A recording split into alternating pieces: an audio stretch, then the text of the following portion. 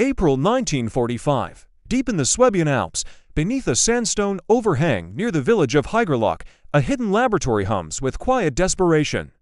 Candles flicker in the damp air, a Geiger counter clicks sporadically.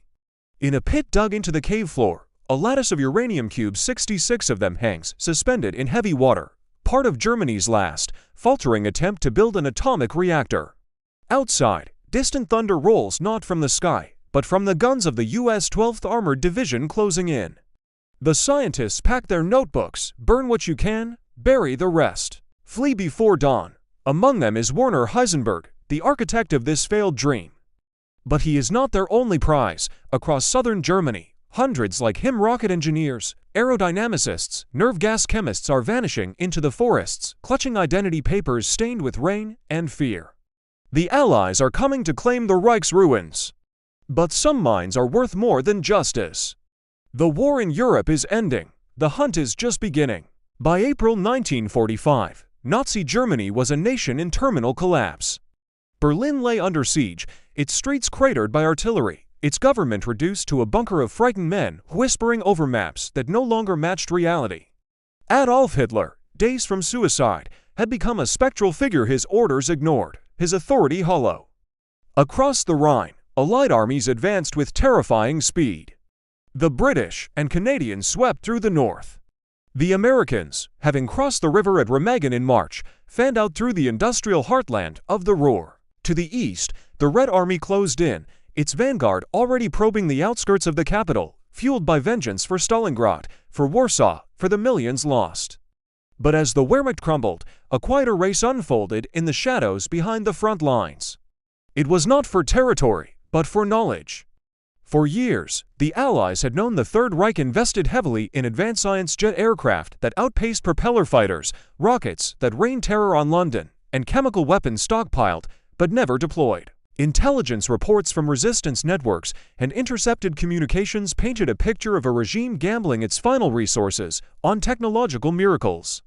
Now, with defeat inevitable, that technology and the minds behind it was up for grabs.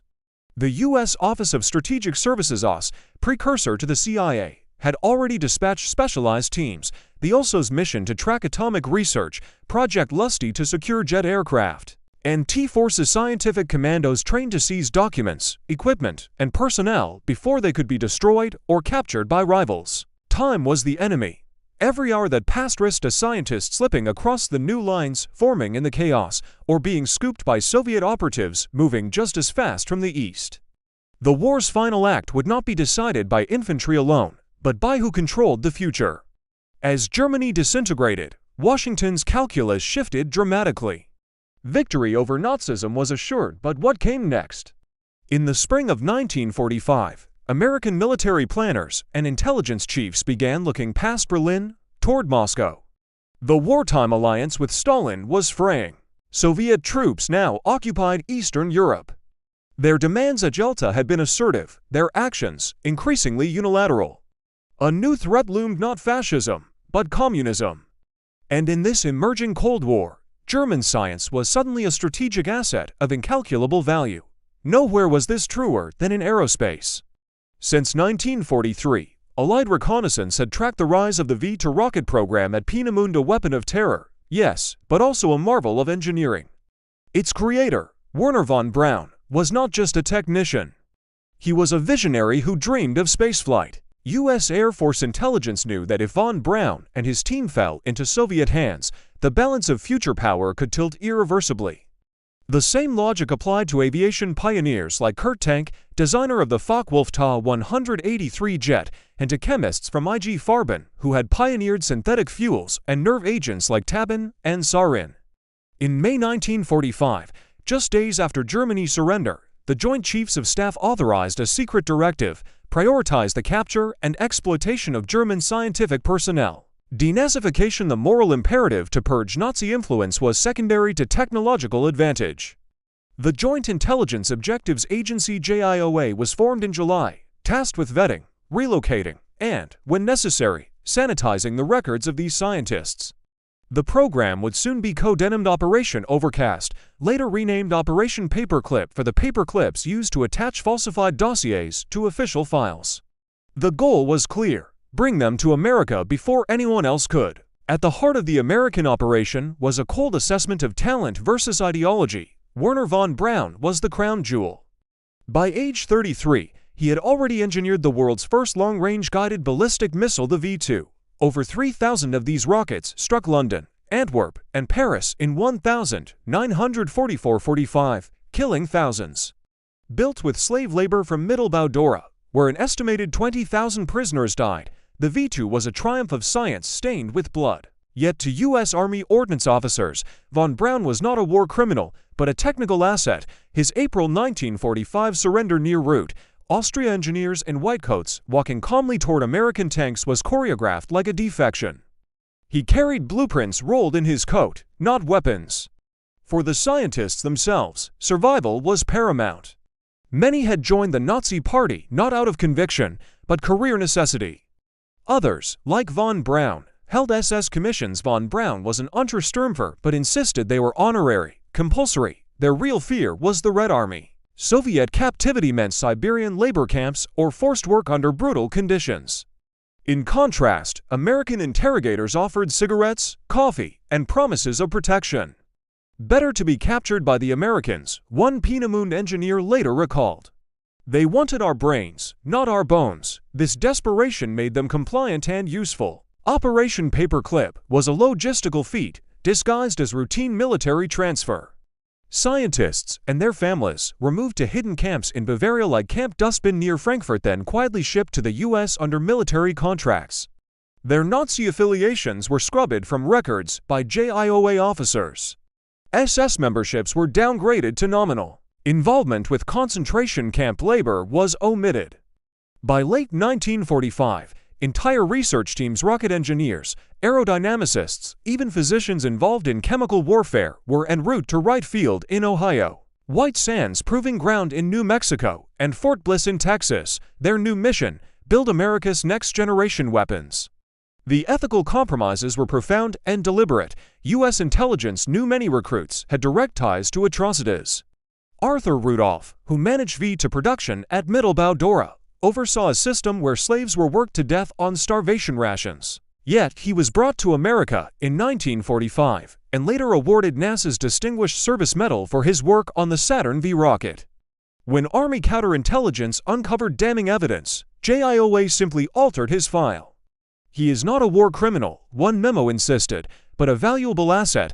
Even the State Department, which initially resisted Paperclip on moral grounds, was overruled by military and intelligence leaders who argued that national security trumped justice. The Nuremberg prosecutors, preparing their cases against major war criminals, found key witnesses and documents mysteriously unavailable, withheld by their own government. The Soviets watched with fury and mimicry. Operation Osovyakim, launched in October 1946, saw Soviet forces round up over 2,000 German scientists and technicians, many from zones already under Western control, and forcibly transport them to the USSR. Helmut Gertrup, a senior Peenemünde engineer, was among them. While the Americans offered choice, the Soviets offered coercion. Yet both superpowers operated on the same principle: talent outweighed guilt. The ideological battle of the Cold War would be fought not only with spies and missiles, but with the very minds that had once served Hitler. Within the U.S. government, tension simmered. President Truman, briefed on Paperclip in September 1946, was uneasy. He had publicly championed denazification and the rule of law.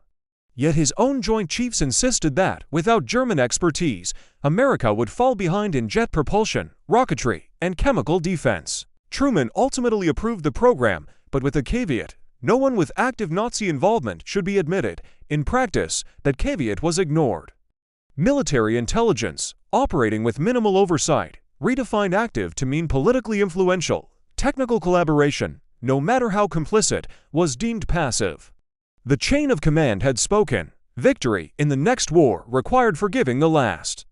The machinery of moral compromise was now fully operational. And it would soon deliver its most valuable cargo not to a courtroom, but to a launch pad. May 2, 1945. Near the Austrian town of Route, a column of U.S. Army vehicles rumbles down a forest road. Inside one Jeep sits Major Robert Staver, head of the Ordnance Rocket Section. He clutches a list of names: von Braun, Dornberger, Axtermann, whose work had defined the terror of the V2. His mission: find them before the Soviets do. Just days earlier, intelligence intercepts confirmed von Braun's team had fled north from Nordhausen, abandoning the underground tunnels of Mittelwerk as U.S. troops approached. Now, word arrives, they're hiding in the Alps. At a remote ski lodge, Staver finds them, dozens of engineers, pale and exhausted, but intact. Werner von Braun, arm in a sling from a car accident, greets him with a firm handshake and perfect English. "We've been waiting for you," he says. "No resistance, no drama, just relief." Within hours, the Americans photograph blueprints, secure prototype engines, and begin interviews. Von Braun is candid. He wanted to build spaceships, not weapons. The war was a detour. To Staver, it doesn't matter. What matters is that the Soviets have nothing. By June, Project Lusty is in full swing. Teams recover intact Mi-262 jets, Harado AR-230 for bombers, and V-2 rockets buried in mineshafts, but hardware is useless without mines. In July, the Joint Intelligence Objectives Agency is formally activated under the Joint Chiefs. Its mandate: identify, evaluate, and transfer German scientists to the United States. Denazification questionnaires are distributed but selectively. Background checks are rushed, files are rewritten. A standard procedure emerges: if a scientist's expertise is deemed essential to national security, his Nazi past is minimized or erased. At Camp Overcast in Garmisch-Partenkirchen, scientists live in relative comfort, better food, access to libraries, even family visits. They are not prisoners. They are guests in a gilded cage, awaiting passage to a new life.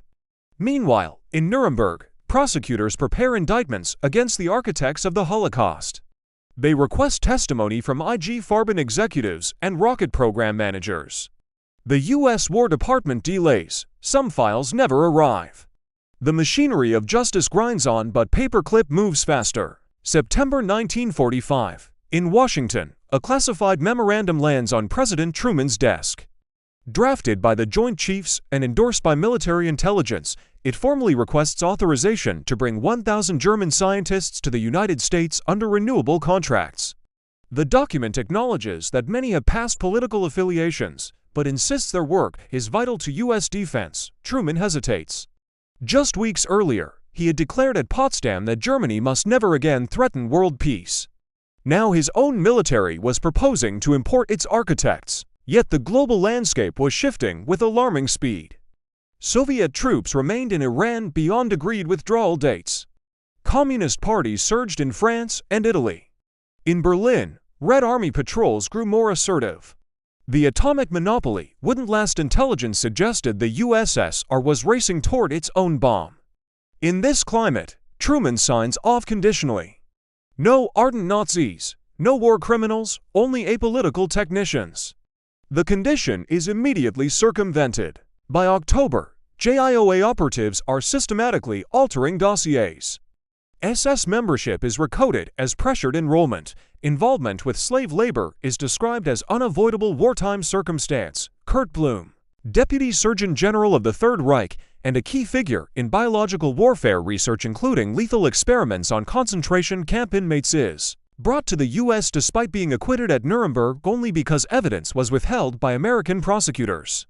His expertise in plague and anthrax is deemed too valuable to lose. The turning point comes in December 1945.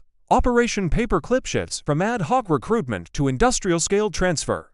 Ships depart Bremerhaven carrying not just scientists, but their families, furniture, and personal archives. At Fort Bliss, Texas, von Braun's team begins assembling captured V-2 rockets for test launches at White Sands. Their work is classified secret. The public sees none of it. The press reports only on the Nuremberg trials, where the world watches Gring, Hess, and Speer answer for their crimes, while the engineers who built the weapons walk free, shielded by bureaucracy and Cold War urgency. By early 1946, over 160 German specialists were already working on U.S. soil. Hundreds more are en route. The door to accountability has not just cracked, it has been bolted shut from the inside. And in the silence that follows, a new kind of war begins to take shape. Not in Europe's ruins, but in America's deserts and laboratories. The immediate consequences of Operation Paperclip were both strategic and surreal. By 1947, Wernher von Braun and his team were launching V-2 rockets into the New Mexico sky. Their trajectories charted the path to intercontinental ballistic missiles. IG Farben chemists helped develop America's nerve agent stockpile at Edgewood Arsenal. Aviation experts like Siegfried Neumayer Hitler's personal aviation advisory shaped U.S. Air Force reconnaissance doctrine. None were prosecuted, none faced public scrutiny. Casualties of this moral bargain were measured not in lives lost, but in justice denied. Survivors of Mittelbau-Dora, many still in displaced persons camps, watched as the men who had overseen their torture and starvation received government salaries, housing allowances, and eventual U.S. citizenship. In 1947, when French prosecutors sought Rudolph for his role in slave labor, U.S. authorities refused extradition. His contributions to national security outweigh past associations, read an internal memo. Even the Nuremberg Tribunal was compromised. General Telford Taylor, chief U.S. prosecutor in later trials, lamented in his memoirs that key witnesses disappeared into American custody and never testified. In the IG Farben trial, prosecutors were denied access to company records held by U.S. intelligence records that could have linked executives directly to Auschwitz's synthetic rubber plant, where thousands perished. The result: light sentences. Early releases, full rehabilitation. As one OSS officer later admitted, "We chose the Cold War over the truth." The long-term consequences of Operation Paperclip reshaped the 20th century. German scientists became pillars of America's military scientific complex. Von Braun's team evolved into NASA's core engineering force. The Saturn V rocket that carried Apollo 11 to the moon in 1969 was the direct descendant of the V-2. Arthur Rudolph, despite his Dora past, managed the Saturn V program and retired with honors. Only in 1984, under pressure from the Office of Special Investigations, did the U.S. government finally confront his record. This led to his denaturalization and voluntary exile to West Germany, where he was never prosecuted. Diplomatically, Paperclip poisoned post-war trust. Soviet accusations of Western hypocrisy harboring fascists while condemning communism gained traction in the global South. The U.S. response was silence. Classified documents remained sealed for decades. It wasn't until the 1970s, under the Nazi War Crimes Disclosure Act, that thousands of paperclip files were declassified, revealing the extent of the cover-up. Historians uncovered JIOA directives explicitly ordering the omission of damaging information and the creation of favorable background statements. Doctrinally, Paperclip established a precedent. In the name of national security, ethical lines could be redrawn. This logic would echo through Vietnam, Chile, and the war on terror, where intelligence alliances with unsavory regimes or individuals were justified as necessary evils. The moral calculus born in the forests of Bavaria in 1945 became institutionalized. If a man's knowledge could protect America, his past could be erased.